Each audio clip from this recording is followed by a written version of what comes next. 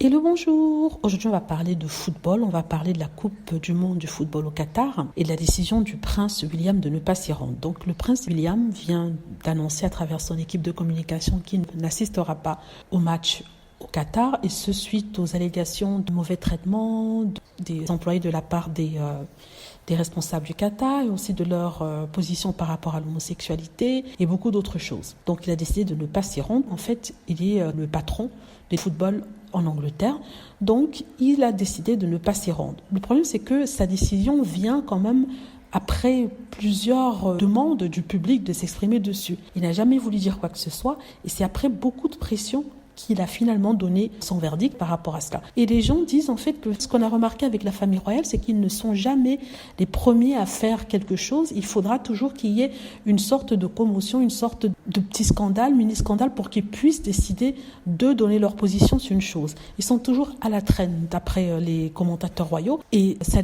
énerve certaines personnes, notamment les républicains qui sont contre la famille royale et qui disent que s'il n'y avait pas eu cette montée de personnes pour dire que le Qatar était un pays où il fallait pas aller, et que c'était des gens qui étaient contre les droits humains et tout ça, d'après eux, est-ce que la famille royale aurait elle-même décidé de ne pas s'y rendre? Il aura fallu que les gens protestent, que les gens fassent entendre leur opinion par rapport à ça, et que vraiment les associations pour les droits de l'homme s'y mettent pour que enfin la famille royale décide de faire quelque chose. En tout cas, il a décidé de ne pas y aller. Les gens applaudissent cette décision en leur disant mieux vaut trop tard que jamais, et que c'est une décision de futur roi. Voilà, donc ils ont applaudi. Par contre, certains disent qu'il y a une incohérence. Si le patron du football d'Angleterre, c'est-à-dire le prince William, ne s'y rend pas, pourquoi alors autoriser l'équipe d'Angleterre à s'y rendre? Donc si on est contre la façon dont les droits humains ne sont pas respectés au Qatar, pourquoi envoyer son équipe y jouer si le roi lui-même désapprouve, enfin le futur roi en tout cas, ou alors les instances royales désapprouvent?